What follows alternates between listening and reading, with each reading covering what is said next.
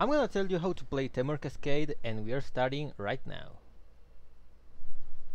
What's going on? My name is David, welcome to another video. If this is your first time here and you want to learn how to play Pauper or improve your game, make sure to hit that subscribe button so you don't miss anything.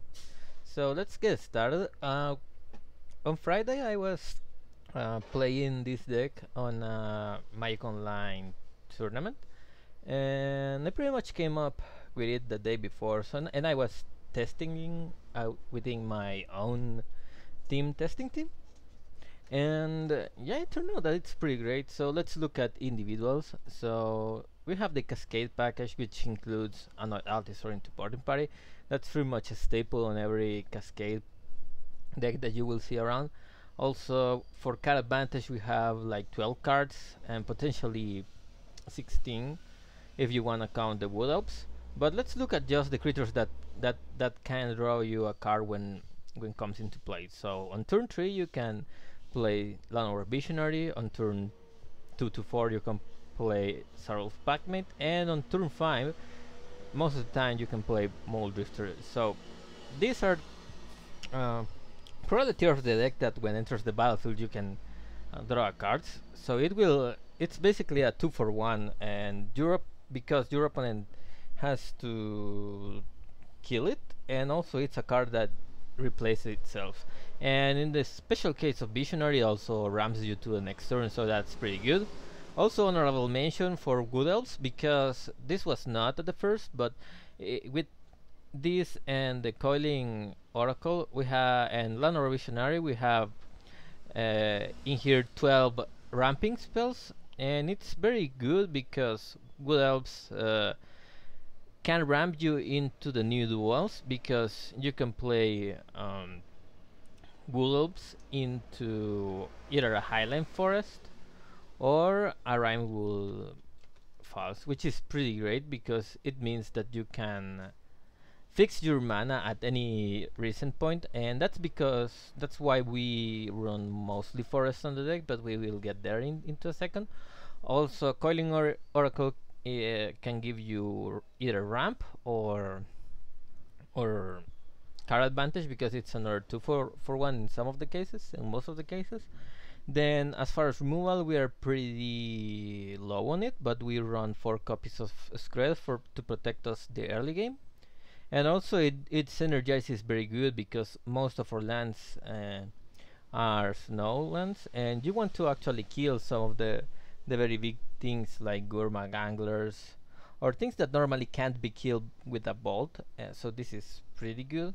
And also Brainstorm in here, it's huge because in the early game it can fix you with Ash Barrens some of your mana, and also it can set up very nasty cascades. Most of the time I try to save it for the late game if I can, so I can set up something along the lines of Annoy Altisor into Boarding Party into Mold Drifter. That's kind of the perfect scenario, and you can pretty much set it up with this. But if you can set it up, it's fine either way.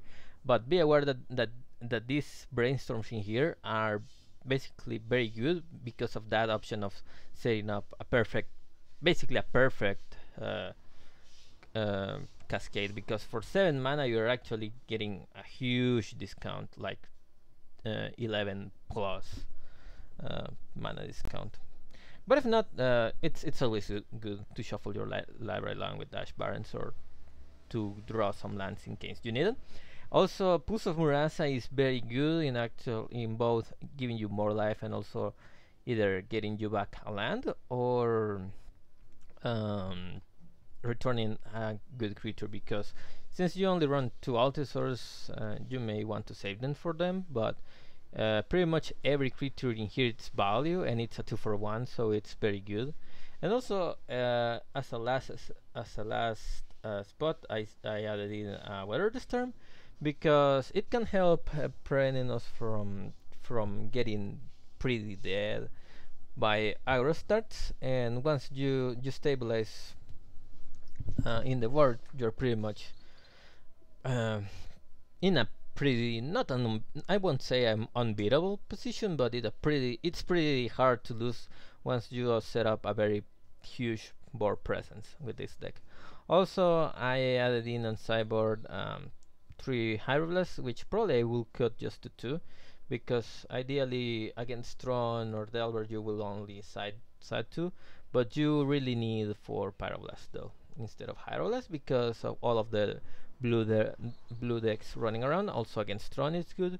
Gorilla Shaman against Affinity, and Fiery Cannonade against some aura decks, and it doesn't seem very intuitive to add it to the deck because you are running a bunch of low toughness creatures, but it's not that big of a deal. You can side like 1-on-1 or probably 2 wolves or whatever, and since these creatures just essentially are used for ramping purposes, it's not that bad if you kill them. Where the Storm again against some burn matchups, Tranquility against Auras, and that's pretty much it. It's a very straightforward deck, and I hope you have like it. If you enjoyed this video, remember to share it with your friends, and if you are part of any community online like Facebook, Twitter or Discord or wherever it happens to be, please share this video. It will be very cool of you and I will really appreciate it.